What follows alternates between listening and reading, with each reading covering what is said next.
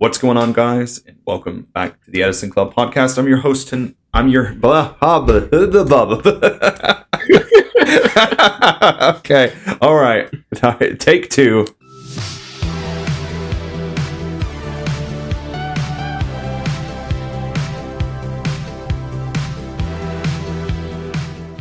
What's going on, guys? And welcome back to the Edison Club. I'm your host, Mike, and tonight I'm joined by two co-hosts, Ty Payne from Behind the Dual Disc podcast, as well as Austin Deckard, aka EnragedPeacock.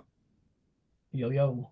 So last weekend was YCS Anaheim. A lot of different things happened. We had some really off-the-wall decks come and show up last week, so we're going to kind of go over and talk about everything that happened there. I guess we'll start things off by mentioning, I apologize for the hiatus in the last couple weeks of podcasts. Always around the holiday season, these things tend to be a little harder to get to and prioritize. But I promise that we will be back on schedule moving forward into the new year. So without further ado, let's talk about first place here. We can just kind of go down. First place was Bruce Harris on Blackwings. What did you guys think about this deck? You want me to go first, or do you want to go first, Austin? I can go first. All right, so it was kind of crazy. First of all, big shout outs to Bruce for getting first place with Blackwings, the first Blackwing deck in North America to finally win an Ultimate Time Wizard. That's really big. It like going through the list, it's just like it's straight. It looks like it's just straight out of 2010, especially when you get down to like the side deck, and it's Ultra Pro deck box, right? And it's just it's like when it comes to like the main deck, it's just like very run of the mill. I mean, a lot of people's I know we're saying like, yeah, you definitely need like the triple Icarus attack, especially if you're gonna play two value. But like with stuff like that, if you're like, I've seen some lists, if you're on one value, you can get away with playing two. Like it's not like, I feel like you can do that if you're doing those ratios. Starlight Road, I noticed it, and he was playing it, and also the other guy, Swagger was also playing it. But Swagger also said in his profile that he expected a lot of Blackwings in SoCal. So I guess that I don't know if this guy was had heard the same thing, or if he just pulled this out of his closet and just like can't wait to play. Bro, I think he did. I think he just pulled it out of his closet, which is actually so crazy. But that does go to show you like the power of Blackwings. Like I was talking to one of our other friends about this morning, and while I feel like the big three are all relatively within the same power level, I feel like if you took all three of those decks and put them against like every deck in the meta, I feel like Blackwings win more than the other two on like a large scale, just because of the nature of the deck being like the only archetype based deck in the format that has like all of its support. Right. It's just very consistent and very powerful, and like goes to show you cannot play for 15 years and come back and win an Ultimate Time Wizard. I played Blackwing the least out of most of the meta decks overall. I don't find the deck super fun personally, but the deck is literally like playing the game and then making it go on like easy mode. Because if you just summon an attack, sure, it will generate you advantage not just through battle, but like with its effect on top of it. And all you do is like, if you go Whirlwind normal, activate Whirlwind normal Shura and attack over something that is not like a Raikou, you're getting 2 cards. Technically 3 because they're losing a card for just summoning an attack. So that's one of the biggest advantages the deck has, is that it just, the most mundane, simplest thing it can do can generate so much by doing so little. Shura is so much more menacing than anything like Flamvell Fire Dog. It's so crazy. Yeah. But like the card it gets is so much better, that's value actually does something, whereas like Flamvell Magician is just a vanilla pretty much. Yeah, or Gale. Right.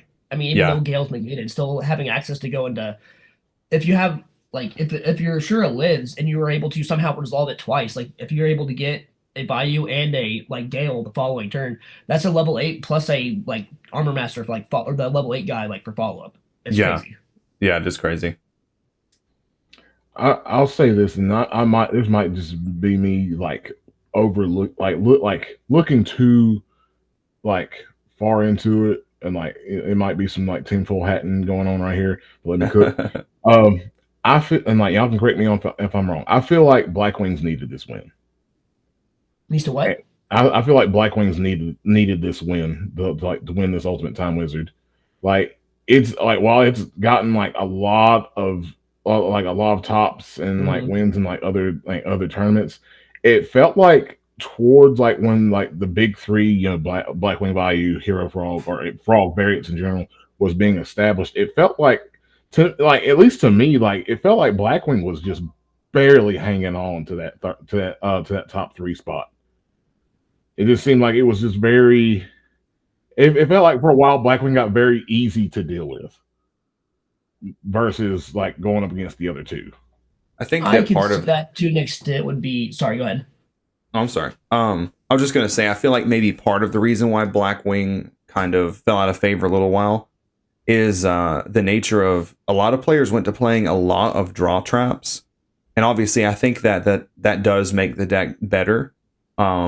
I do think, however, that requires you to be a much better pilot with Blackwings because you have a lot less defense. So maybe there were players that were playing 3 Jar, 3 Legacy, and people are like, no, your back row is real. I'll summon 3 into Icarus, you know, I'll attack, because like all you have are just Jar of Greeds. So that could have turned some people away from the deck for a little while. I know when I was testing that, there were a lot of times where stuff like that would happen, where they would just like, they'd say my back row is not real, swing in, or you know, play into Icarus, and I'm just sitting there looking at Jar of Greed set, wondering where it all went wrong. Right. Yeah. No. What I was gonna say was, I think a lot of the reasons why people they don't play the deck is just because there's one already. Just it's a very known deck in the format, so it's gonna auto have like targeted hate in the side deck. Just if you're preparing for a tournament, you're gonna play against Blackwing. It doesn't matter how big or small. Like you could have a 3-round event, you'll probably play Blackwing in one of the 3. You know what I mean? Yeah, right. Sure. The main thing I was getting at earlier was just like, it's just a boring deck. Like, you know, it is. It really is. Like, I'm not saying anything bad about it. Like, it's obviously incredible. It's just something I've tried it a couple of times, but like sometimes you'll get the hands where it's like Kalut and like a Bora, and then you don't draw another monster, and then if you do end up drawing really well, it's just, I don't know, you just summon attack. Like there's obviously a bunch of nuance like when it comes to playing like at a competitive level, but it's just, I don't know. For me, it's just not I've tried it. It's just not a deck for me, even though I know it's absurdly, insanely good deck. It's just like there's not as much skill expression available in that sort of a deck. Whenever you're limited to, you can normal summon or you can just dump your whole hand and go Sirocco, Bora Bora, Gale, pump, you lose. So it's, you know, both very visceral ends of the spectrum. It's either like your crazy hands are so fun because they don't get a turn, or you're like, I'm gonna have to fight tooth and nail to make this. I'm gonna have to Kalut my Kalut and then like Blizzard back that Kalut, and it's like those are the worst. Those are the absolute worst. I think part of it too could be players don't want to have to like, I don't want to say like stoop to that level, but like for me, if I took Blackwings and I put like a year grind into playing nothing but Blackwings, and that was all I played every tournament, I really feel like I could win an Ultimate Time Wizard with Blackwings, and probably much easier than I could win one with Lightsworn. But as soon as the event's over, no one cares because they're like, "Oh, Blackwings won," you know, on to the next one. So that might be part of it as well. I know, like I said, that would be a big part of it for me.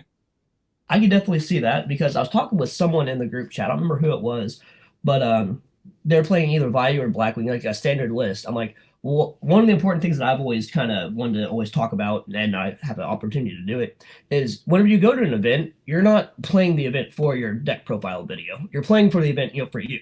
So if you want to top a Blackwing or you want to win with Black, it doesn't matter what, it's whatever that person wants to do and what they find fun doing with it. Like you don't have to have a spicy tech or do this. Like you played as like the guy who won. He had a very everyday, you know, boring plain Jane deck. But at the end of the day, he walked away with the giant card. And that's all that matters, you know? Yeah. That's all that matters. He got the prize money. He'll be able to get his sister her eye surgery now. Okay, so moving on, let's talk about looks to be second place, the zombie deck. Now, there was some controversy around the zombie player and a whole situation with a Brianak Goyo. I don't really know. I know nothing other than the hearsay that has been said about this. So, if you guys have anything else to add about the situation, feel free. Like as far as like that whole situation goes, like really, like you said, it's all hearsay, like, and you really just you can take it with a grain of salt, like, to be honest, because like the only person that knows if any of that's actually true, or any, like, the only person that knows that if he had any malicious intent allegedly, is him.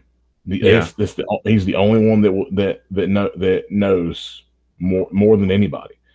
And if there really is no malicious intent at all, like if it was just like a simple mistake, if it did even happen, Yeah, it's just like he's got a what's the word I'm looking? He's got a scuff mark on his scuff mark. Yu-Gi-Oh career now, for lack of a better term. Like, Yeah. I just hope that, because like I hope he doesn't end up having to, because if it's not true, I hope he doesn't have to go through like what Nazar Sarhan had to go through. Yeah. I was going to say basically the exact same thing as what you just said. Like, if he did nothing wrong and it's just all speculation, maybe it's from people that were watching or something, and then he has nothing to worry about. People are just going to talk shit. Right. If he did do something underhanded, it's not even up to us. Like, it'll just find its way back to him eventually. And he'll have to pay the consequences. So, for the sake of the podcast, I'm going to just assume he didn't do anything wrong. Right. And to just stay level-headed and non-biased. Right. Let me put my pitchfork and go right ahead. away real quick. No, I don't know hardly anything about it. Only thing I've heard about is like what you guys have said. The only thing that I have heard about it was, my question would just be, is if this is coming to light after the fact, is don't know why it wouldn't have been brought to light during the match and had a judge or someone brought in upon it. Yeah. Because like I said, I don't know a lot about it, so I'm not going to really put my 2 cents in. But if the good advice going forward to what I would say to people listening is, if there's ever a question and you're not 100% certain, just ask a judge. Like, have a judge verify or bring a judge there. And if you don't like that ruling, you're allowed to appeal it to the next step above that. Yeah. So, there's always the joke like, oh, judge, like, you got to do that. In real, like, people will try to do stuff, one way or the other, whether someone's cheating against you or if someone, even if you're not in a game. Like, I'm pretty sure part of the Konami policy is if you see something illegal happening like at a game, you're supposed to notify the staff. I'm pretty sure. Yeah. Exactly. Yeah. If something happens at a Konami event, you are 100% allowed to go and say something. Like, if you see somebody is like cheating, stacking, whatever, you can go tell somebody. Yeah, for sure. And I also learned at YCS Raleigh earlier this year that if you do see something illegal happen, find a judge and tell them. Don't tell the players, because the judges don't like it when you do their job for them at times. Yeah. Because that was what happened to me. And I almost got into it with the judge, but that was on a different episode of the podcast. But yeah, so for the sake of the podcast, I like though, overall, I did watch that profile just recently, and I actually, I'm never, if I sit down to play against zombies, I'm usually never like really scared unless it's like specifically beast mode. But other than that, like, just triple Book of Life. Book of Life's a crazy card. It literally says Monster Reborn and DD Crow as a spell card. Yeah, that card is really crazy. I know a lot of people were calling this Welly Dad, but he didn't play Power Well, correct? Yeah. In his profile, he called it. I think he just called it zombies. I don't think he said Teledad or anything. He just said zombie. Yeah, I'm looking at his deck list right now. There's no Teleconnect Powerwell in there. He's got Mercy Teleport in there. Teleport 2 Krevins and a Psychic Commander, which so this is like really this good. Is kind of basically like Diva Zombie, but instead of playing 3 Diva, he plays 2 Krevins and a Psychic Commander. Yeah, it's like the instant fusion zombie deck that Bluff Knot made. Yeah. Yeah, it's Yeah. kind of like that. It reminds me a lot of so during Teledad they had like Zombie Dad, which I think if Yeah. Teledad was ever like revisited, I think they would realize that Zombie Dad is probably a lot better than regular Teledad because Card of Safe returns at 3 and it's Mizuki's at 3 and it's just Yeah. Plague's at 3. But it kind of reminded me of that kind of play style because you play, Krebins, and then I don't think he played Malicious, but still just being able to you can do what you're trying to do with the problem with zombies has always been you have to have two monsters for it to work, which is like basically caveman you got to have two monsters to make a synchro, duh. But with zombies is you have to have like those two pieces like congruently constantly to have any sort of a threat, or you have just a bunch of little bitty guys that get picked off by the Blackwing monsters. Yeah. With teleport and instant fusion, you're able to solve that problem without committing to a normal summon, which is what the deck needed, realistically. Yeah. Yeah, I think that this is really cool. I like the list a lot. Outside of like Lightsworn and Frogs, I could see myself playing this because Instant Fusion is just such a cool card, and a deck that gets to take advantage of Reaper on the Nightmare is super cool. I'm a big fan of Instant Fusion. I think that it's vastly underexplored. I've said that multiple times in our random deck theories in the chat and everything, but I think Instant Fusion has definitely a bigger spot in Edison format besides just Dragon Turbo, and now it's like instant zombies. I think there's other decks that can definitely utilize, and I don't want to use the word abuse, but that's how things get meta is by abusing something, Yeah, I had a build of Christiasworn at one point that actually played triple Instant Fusion.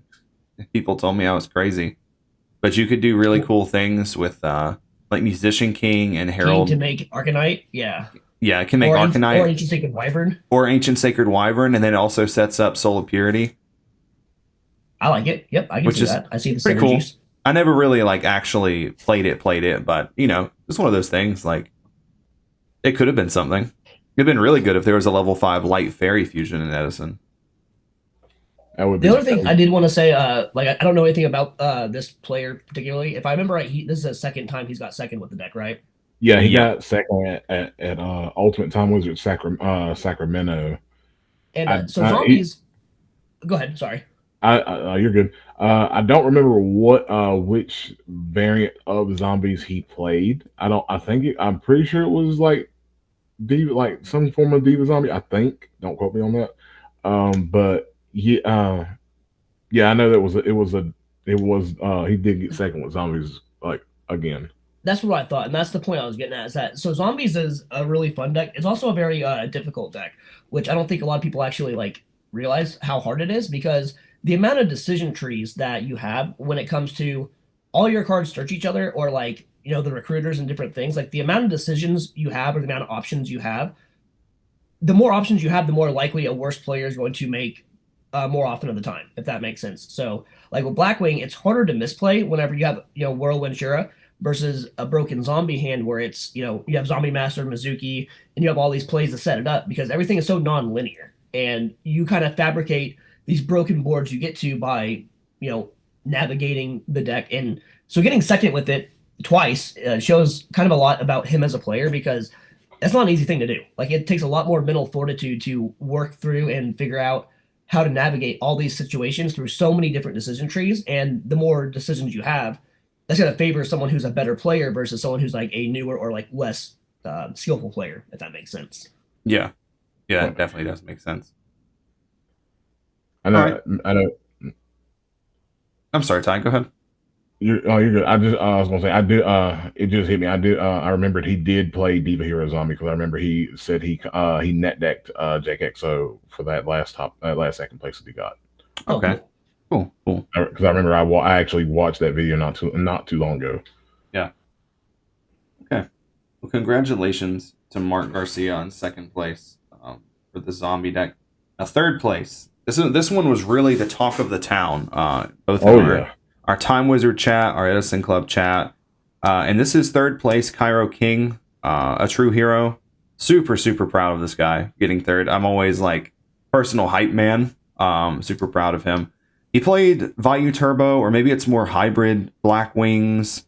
I don't really know what to call this. I guess we'll just call it Vayu Turbo. I think you call it Vayu Turbo with some spice or something like that, like Spicy Turbo or something. It's basically Vayu Turbo with like the good parts of hybrid. Yeah. Yeah. So, go ahead, bro.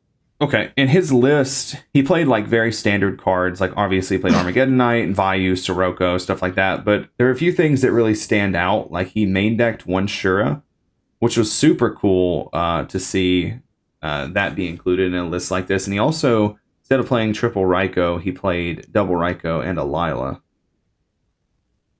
Yeah. Which makes sense because Deck Debbie was, I think, a fear going into this just because it's been all over everywhere. And then he himself has mentioned multiple times how he was one of the first people to main deck DDB and make it, be good. So obviously it was probably somewhere on his mind. So the Lila kind of plays around that. Shura also plays around that. And finding Shura, like using the Shura is actually, I think, really smart in the value, like turbo or / hybrid, whatever you want to call it, list, because it's another way to get access to value without having to like do anything. Like I said, you just summon an attack, and if it goes through, you're getting a plus from the battle, and then you're also getting the namesake of your deck just for free, like without having to like do anything extra just by summoning and attacking. So it kind of backs off what we were saying earlier.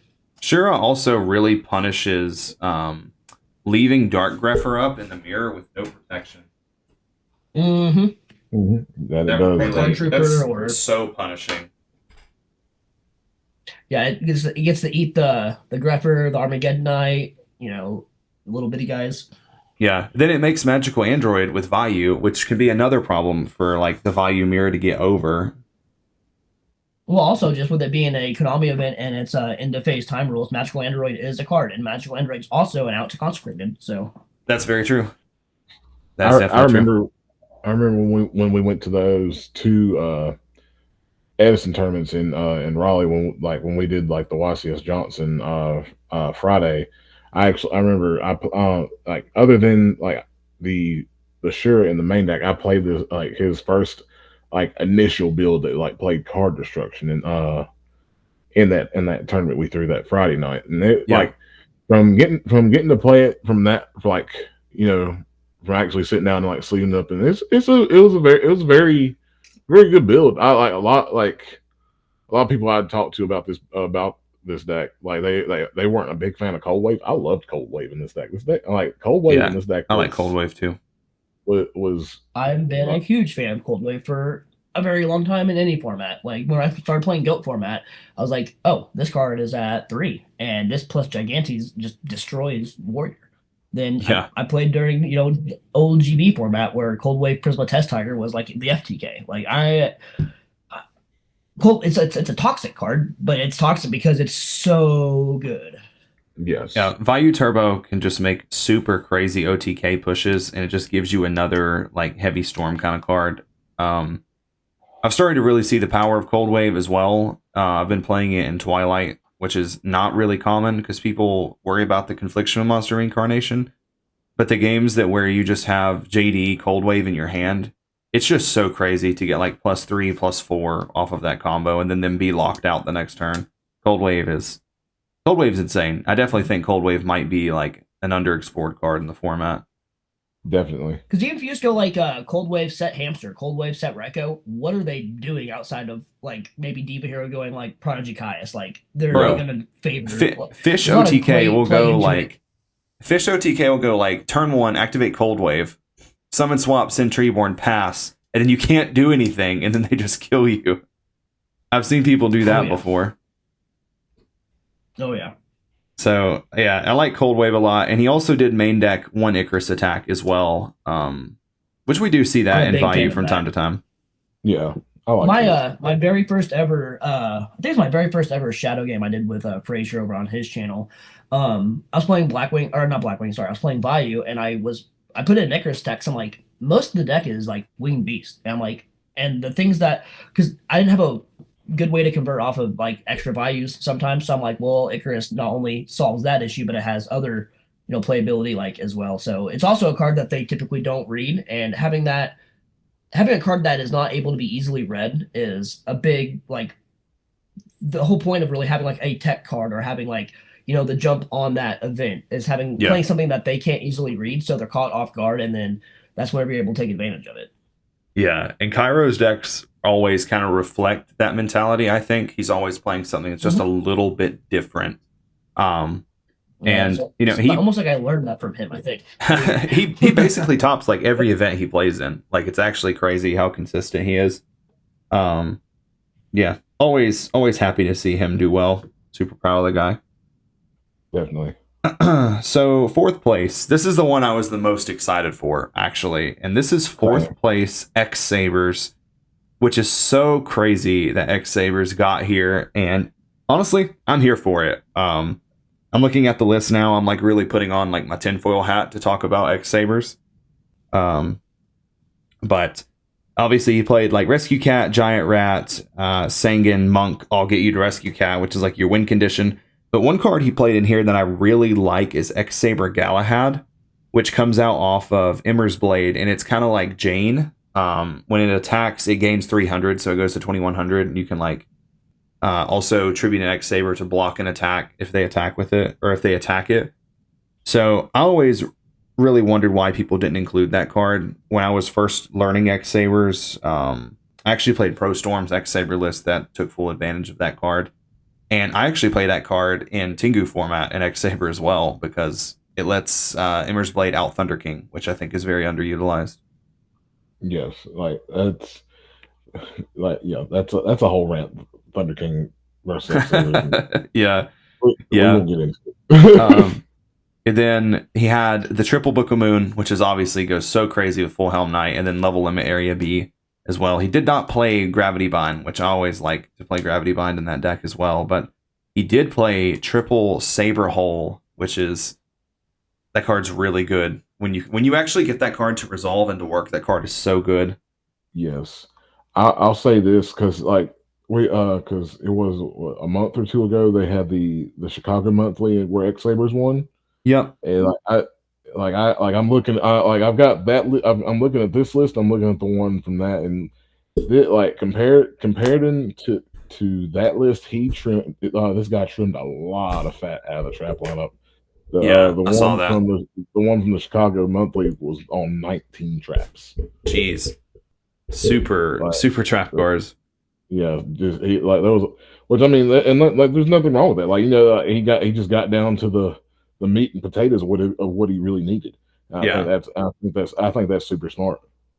Yeah, I'm always glad to see that deck do well. It's the best cat deck. I can be the hot take because I hate seeing this deck do well. Oh no! All right, I'm disconnecting. Some super big shout outs to the guy. Like, he did incredible. I'm super proud of him. I've got a guy in my local. His name's Gabriel. He's super into the X-Saber deck, and anytime anything happens with that, I always send him the video.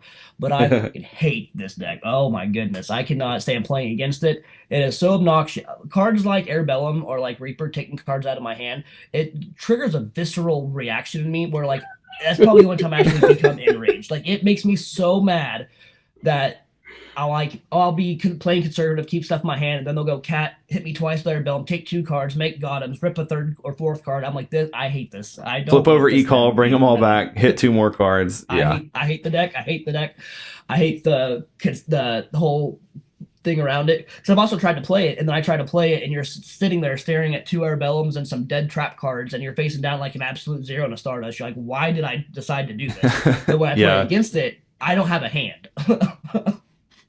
Yeah, so X-Saber Life do be like that. Once Dark Soul comes out, one of my top 10 favorite decks of all time. I love the actual like X-Saber deck with Dark Soul and like the control-y one after Cat gets banned, like post Nats 2010. I actually really, really, really enjoyed that deck.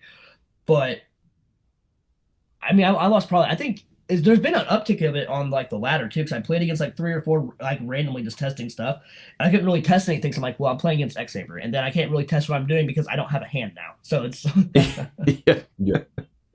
yeah. Our teammate Austin Wood, when I was grinding X-Sabers, I think I Cold Wave Rescue Cat double faltered him like 5 games, and he didn't talk to me for 3 days.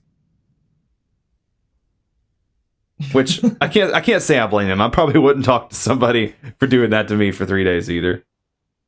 Yeah, that's like beating your best friend at Uno. Yeah. Okay, so that rounds off all the top 4. Does anybody have the other 4? So the other 4 were Fish OTK, Lightsworn, and what were the other 2? Diva Hero's one. I know Diva Hero. That definitely caught my eye. Lightsworn won. Got top 8. Yeah, there's one. So it's Lightsworn, Fish, Diva Hero, and something else was the last one. There was another Blackwing deck in there. Okay, was that it? Yeah, because Swagger got. Swagger made top 8 or top 4. Oh, I don't know if Swagger made top 8 or top 4. He made top 8. Okay, cool. So yeah, Swagger would be the 4th. Yeah. Swagger's on Blackwing. Cool.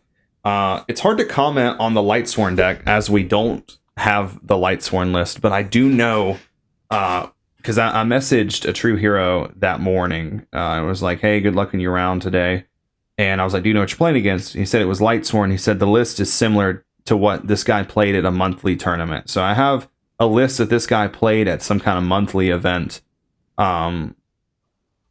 And it's just pure Lightsworn, like playing one Gale in the main deck. Standard traps, Beckoning, Mirror Force, Dust Shoot, side deck. Nothing really crazy. Side deck's Pulling the Rug and Cold Wave. Like I said, we don't know for sure if that's the list he played at Anaheim, but we can assume it's probably pretty similar. So yeah, not a lot to say about pure Lightsworn. You can just, that's a deck you can just take it and you can just run with it. And if you're getting to like Cold Wave Celestia or Cold Wave JD people, Mill Wolves, you can just get there. Right. So I'll let you guys take the wheel on Diva Hero and I'll finish us off on the Fish OTK deck. So you guys can go back and forth about the Diva Hero guy. How do you feel about Diva Hero getting there?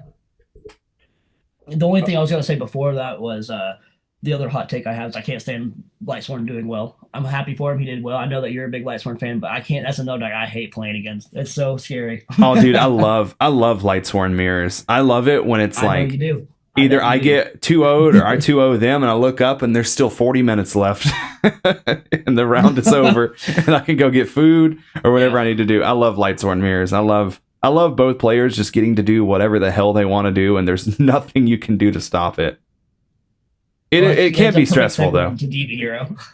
So that's a very good segue into Diva Hero. That's true. That's true. I mean, all right. Let's hear from the Diva Hero goats. Stratos.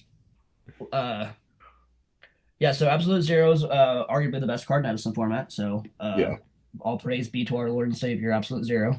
By extension, Stratos.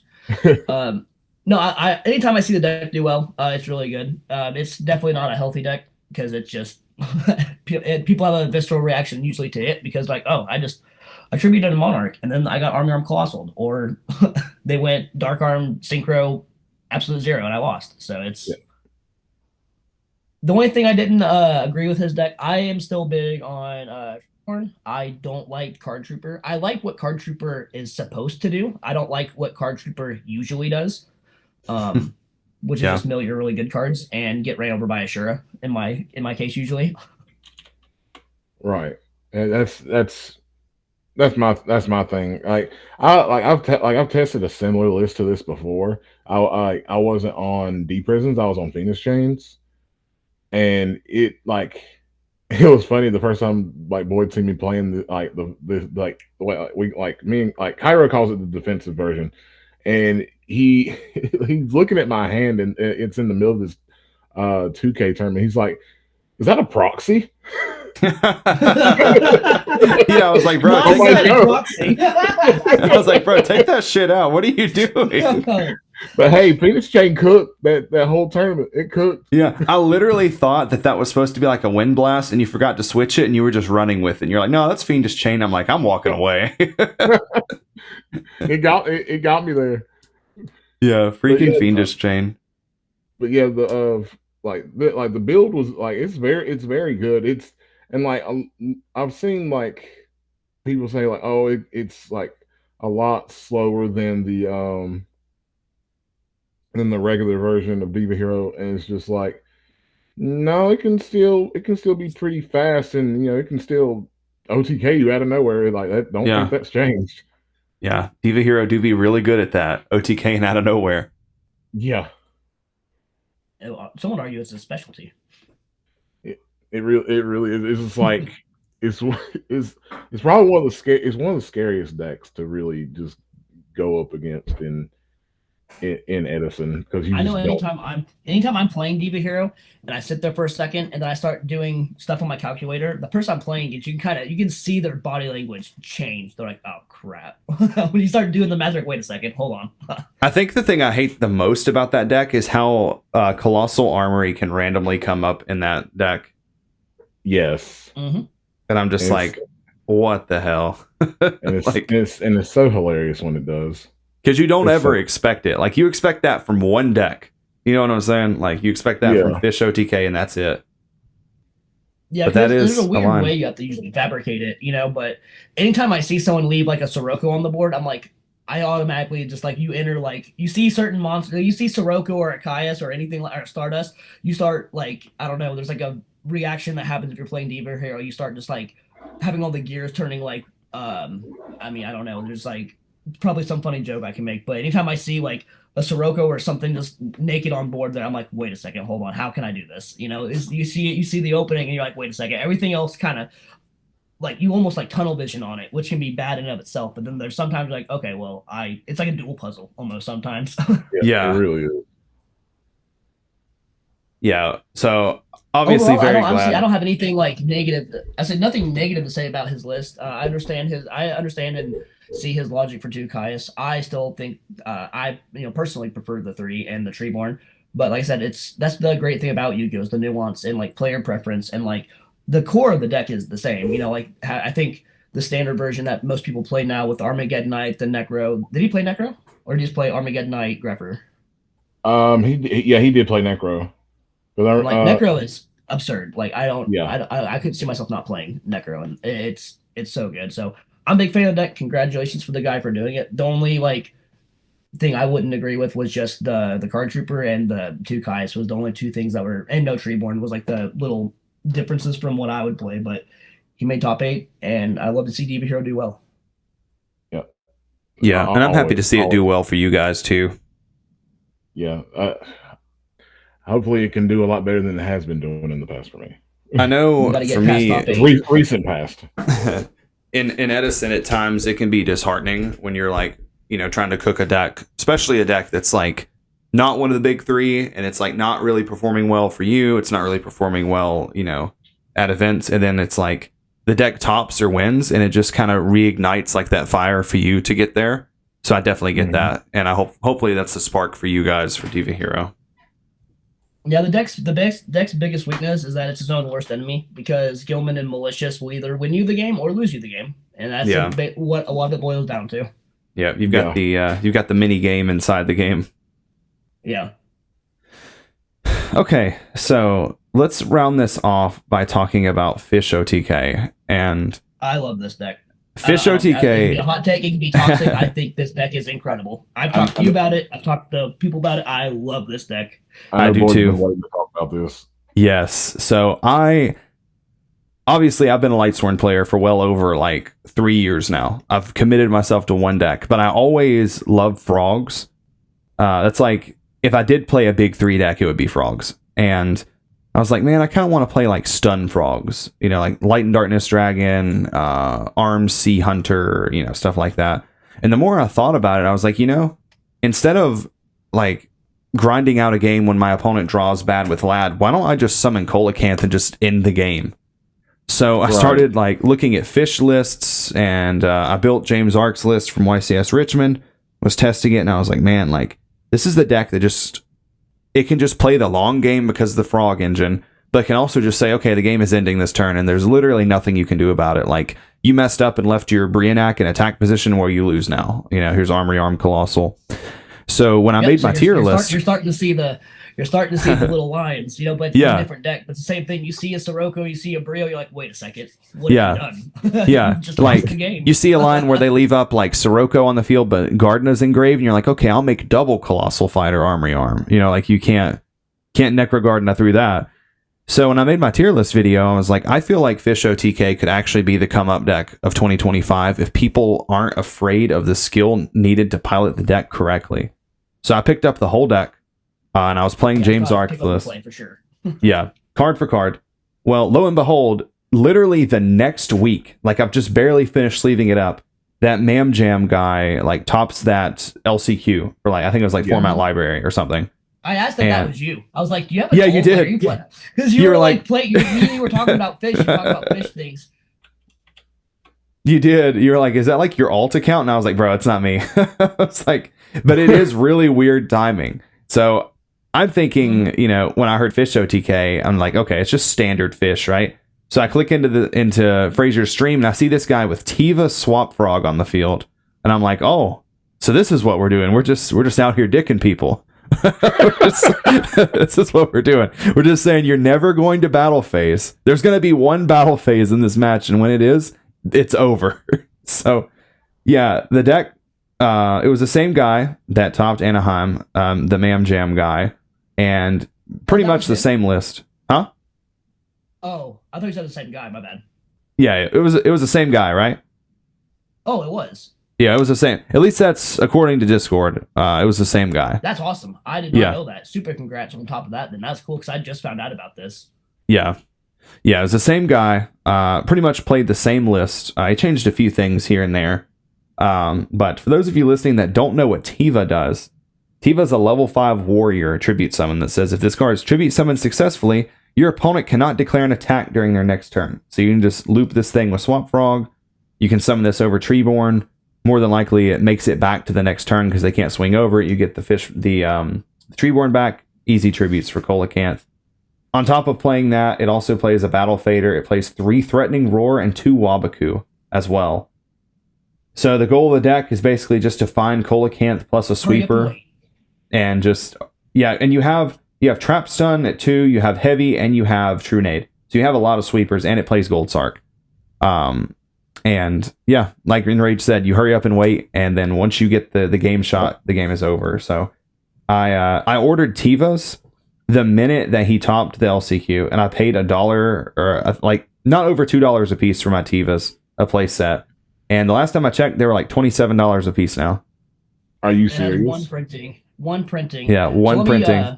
I have one thing to say about this too, because so I've played this game for literally like 20 years, like off and on. Like I've always been around the game in 20 years, and I consider myself like a Yu-Gi-Oh historian. Like I know so much random facts and random obscure things. I have never seen this card in my 31 years on this planet until like 2 weeks ago or whenever the LCQ was, right? I may have possibly seen like something Ronak may have thrown together because Ronak always has crazy, awesome, fish or frog decks playing. But if I had a gun to my head and they said, "What does Tiva do?" I'm like, I have never heard of that card. It does not exist. That is not in Edison format. I've never seen it or heard of it. I've never came across it. And then now all of a sudden I saw it, and I don't use the word brilliant a lot, but the synergy and like the theorio behind why that card is good in that deck is actually just brilliant if you understand the game plan of the deck itself. It is one of the best things I've seen in a long time. So I think he definitely deserves as many flowers we can throw him because it is some very, very high intelligent like deck building things. It is one of my favorite things I've seen in all of like retro Edison. Me too. I think that guy might have actually like started the formula to solve Fish OTK. And I do not want to play against this with Lightsworn, not only because of the fact that you can just die, but they could just deck you out. Like, you have no ways to stop Tiva Swap Frog loop. Yeah. They could just sit there, and you have a Lila on the field, and you're like, well, what do I do? Tribute set Celestia and just wait for Coelacanth? Like, yeah, I mean, because even what, like, if they torrent, they bottomless, they do all that on your Tiva, you're like, cool, I still get another turn, and I still have my big fish guy. Like, it creates a new, it's a literal paradigm shift of like how you have to combat against the deck, because you can't do it like via battle. You have to do other additional things, and the deck just has access to so many sweepers, and then it has the Mores, it has like Sarko, it's got all the different things that it needs, and if it doesn't have the things it needs, it will just hurry up and wait for the thing that it needs. It's like similar to what Diva Hero does, but on a much bigger and more like non-linear scale that has so many more avenues and outlets to pull games out of nowhere. And once you know the frog combos and how many, or not the fish combos and the different ways you can get into those, it's just the deck just drastically scales like with the caliber of the pilot, which is a scary thing. Someone because of had how ridiculous the deck is. Someone had said in the Fish Discord that they watched that guy bring back a Treeborn in the standby, book the Treeborn, then bring back another Treeborn and tribute summon Coelacanth. For Coelacanth. Yeah, insane, absolutely insane. At the time we're recording this, which is on Thursday, it's going up on Friday. Tivas are currently sitting at $22, so they've dropped a little bit. That's insane. But funny story. I think it's going to jump up because people want to play the deck, and then they're going to pick up the deck and they're going to play it, and they're going to be like, "Oh, this isn't Blackwing. You can't just pick this." Like what we were talking earlier about Blackwing. Like this deck is super fun to play if you take the time to learn how to play it. Like and know how to like make pushes. Oh my gosh, this hand's horrible. I can't do anything. It's like, well, actually, you may have that game if you just knew how to navigate to get to that spot. Yeah. I think that price will probably jump back down whenever the people who buy the cards are like, oh, I'm not going to take this to a 9-round event, because of how much brain power it would take to do that for 9 rounds straight. Yeah. This is actually the second time Tiva has gotten bought out. So in the summer of 2023, I was playing Frogs. I started off playing Fraser's Frog Monarch list, and I wanted to play Lad. So I reached out to Rognark, and we start talking about Frogs.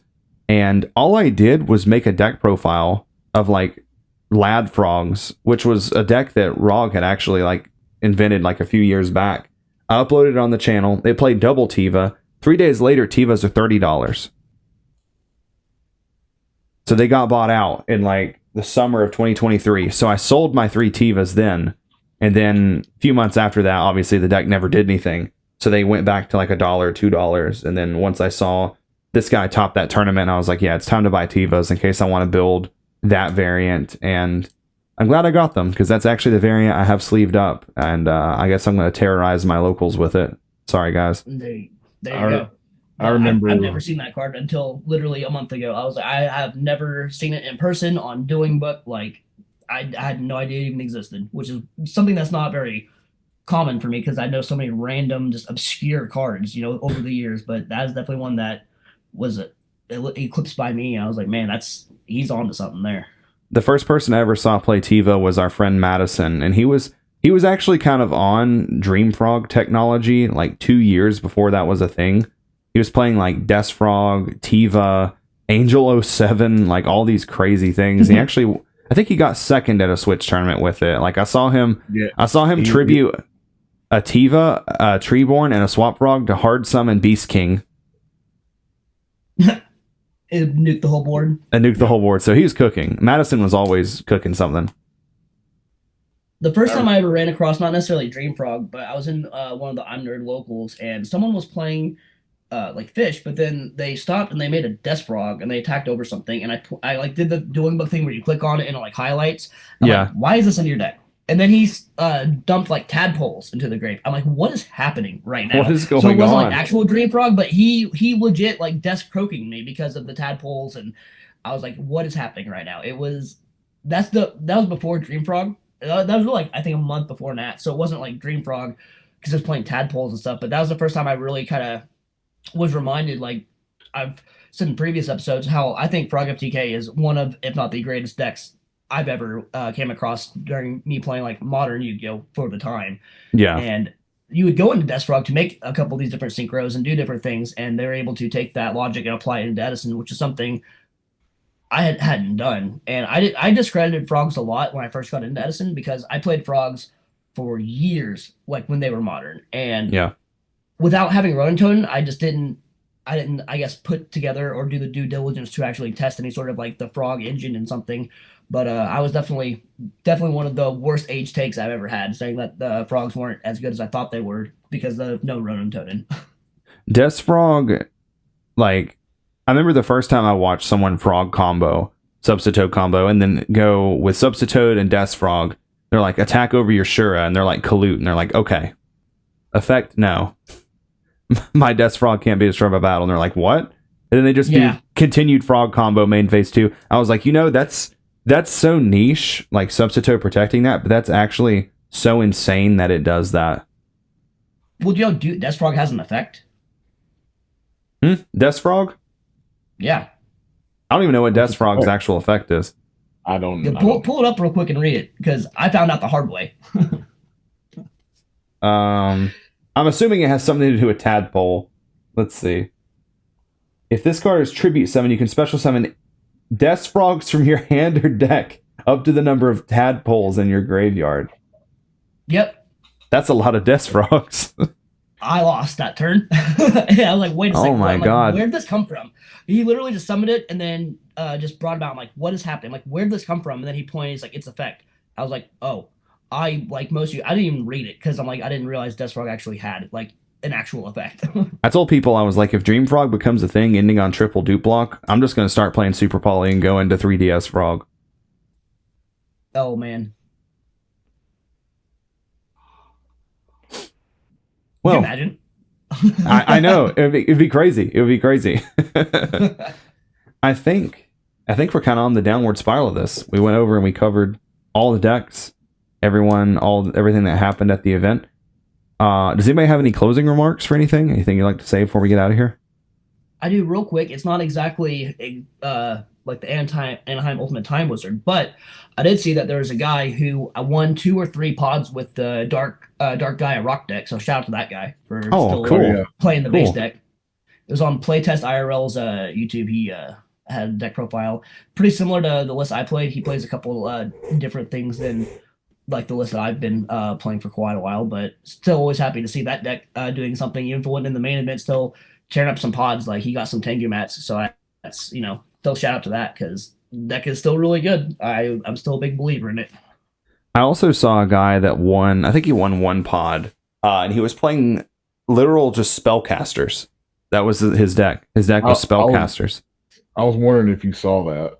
Yeah, so it was like triple Secret Village. He played like Defender, the Magical Knight, like Breaker, Gravekeeper, Spy, Descendant. It was really cool. Props to him for cooking. He was really cooking. That's awesome. So he's like one of the guys you see on Dueling Bug. It's like no synchros, no XCs, custom decks. Well, when I saw that it was spellcasters, I thought it was Endymion. And if you've never played against Endymion, I hope you don't have to, because my first ever ladder game I played was against Endymion. And if you don't know what that deck does, it will turn one Arcanite Magician you with 20 counters on the field. Jesus. And they have that be a nightmare to play in person because I know that Konami has this weird rule, which I didn't understand for a while, but I kind of understood it based on the podcast that Josh Schmidt and Farfa do. They had this judge on. Well, for anyone who doesn't know, if you use counters, you can't use a dice to indicate the total of the counters. You have to have physical counters to represent those counters when it comes to Konami policy. That's absurd. So if you play Endymion and you have 20 counters, you have to physically have 20 objects as tokens for it. I remember that ruling now. That's exactly like when I was playing Modern, that's exactly why I stopped playing Endymion. Like, so the reason for that is because if you have a dice indicating it's a 5, and let's say something happens and it rolls, and now you call a judge, the judge is going to be like, well, what was it? And they're like, oh, it was a 1. He's like, no, it was a 5. Then there's a discrepancy versus having the physical counters on the card to, I guess, alleviate that from the judges, which is a silly rule. But for Modern, I could see it. For Time Wizard, it's like, I mean, like literally the last round of Swiss, the judge was like, I need to see your field center. I'm like, no, you don't. Yeah. Right. Yeah, asking for field center in Edison is insane. Like, okay, you got me. My opponent's playing Blasting Fuse in his Blackwing deck, okay? Yeah, he's like, I need to know what zone your monster's in. I'm like, no, you don't. That like, why does what card other than what's that one card that comes out? Senate Switch. Yeah. Like Senate Switch. I think that's like the only card that's like legal in Edison that it actually like zones actually matter. I think there's like 3 that require something with the column or the zone, and they're like all from CyberDark Impact because CyberDark Impact decided to just be wild. I think it's called Blasting Fuse. Yeah, Blasting Fuse. Yeah. And there was always always this thing, like, when people would try to play weird cards like that, like, people would, like, the start of the game would be like, hey, just so you know, keep your cards in columns because it's going to matter. And then, like, you put them in the right columns, but for the most part, like, no one ever, like, people move their cards around, especially their monsters. I do it. I do, yeah. For sure. People will also kind of, like, push that, though, and move their back rows around, like, set a new back row, then, like, slide all of them to the left. Yeah, I'll do stuff like that, but it's also always important to know, like, let your opponent know, like, I'm going to move these over, but you still know what order they were set in. Is like the only thing that is relevant for like retro is not what zone they're in, but what was set in what order is the important thing. Yeah, for sure. Ty, you have anything you'd like to mention before we get out of here? We need more North Carolina YCSs. yes. If someone from Konami is listening, we need more events within driving distance to us. It's been a little while since we've had one. I was really hoping we would get YCS Richmond again this year, but unfortunately we didn't. I'll go to Philly if we can get a YCS Philly at least. I want there to be another YCS KC or YCS St. Louis, so it's only like 2 hours or 3 hours for me, and then it's right in the middle of the country, so everyone can come because it's literally. If you look at the map and then look at Missouri, we are the exact middle, the very middle, so everyone can get there. It'd be perfect. I mean, maybe in 2025. A lot for me to make it. So, all right, guys. I just thought of something funny, just real quick. Yeah, go ahead. So, Enraged mentioned in Missouri, I don't know why it just made it I don't know why this clip was living in my head rent free. But you remember that episode of Fairly Odd Parents where he with Tom Sawyer? I ain't going back to Missouri. Oh my god! Then the guy, the shiny teeth in me, Chip Skylark guy, he's like frowning. That's the state sport of Missouri. I don't know why that was leaving my head. Oh my god! Well, it sucks here. That's why it's so cheap. No one wants to live here. What a great way to end this. All right, guys. Well, that's all that we have for you on this episode. Thank you all for listening. We do take fan mail. If you'd like to send us something, it's the EdisonClubFanmail@gmail.com. You'll find that email address in the description. So this is Mike, Austin, and Ty from the Edison Club signing out. Until the next one.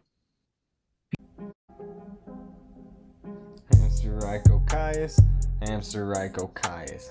I go check the pairings, I'm like, don't know who this guy is. Hamster Ryko Caius, Hamster Ryko Caius. 2-0 every round, man, and I ain't even trying. It's just Hamster Ryko Caius, Hamster Ryko Caius.